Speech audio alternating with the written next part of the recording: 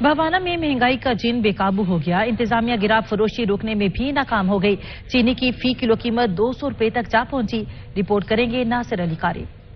मुल्क में बढ़ती हुई महंगाई अवाम की दुआई चीनी की कीमतों को पार लग गए। वफाकी हुकूमत शहरियों को यूटिलिटी स्टोर पर रिलीफ फराहम करने में नाकाम हो गई है। बवाना, जामियाबाद, अमीनपुर बंगला और गिरदो नवा के यूटिलिटी स्टोर से अरसा 4 माह से चीनी नायाब हो गई है। काश्तकारों का कहना था कि शुगर मिलों ने किसान से कम कीमत पर गन्ना खरीदा और अभी तक किसानों को बकाया रकम अदा नहीं की, जब चीनी की कीमत आसमान से बातें कर रही है। हमारे अपने मुल्क के लिए, हमारे अपने मुल्क में हमारे लिए जो है चीनी हमें 200 रुपए किलो जो है वो इस वक्त मिल रही है। इस हवाले से शहरियों का कहना था कि हमारे मुल्क में वाफिर मिकदार में गन्ना और शुगर मिल्स हैं, मगर हमारे मुल्क में चीनी पहुंच से दूर हो गई है। ओपन मार्केट में चीनी की कीमत 200 रुपए, जबकि यूटिलिटी स्टोर से 4 माह से चीनी गायब है। हमारी चीनी बाहर मुल्कों को बेच कर मुनाफा कमाया जाता है, जबकि अवाम को महंगी चीनी दी जाती है। शहरियों ने हुकूमत से मुतालबा किया है कि गन्ने की कीमत बढ़ाई जाए, चीनी की कीमत कम की जाए, यूटिलिटी स्टोर पर चीनी की फराहमी को यकीनी बनाया जाए। कैमरामैन गुलाम अब्बास के साथ नासिर अली, सच टीवी बवाना।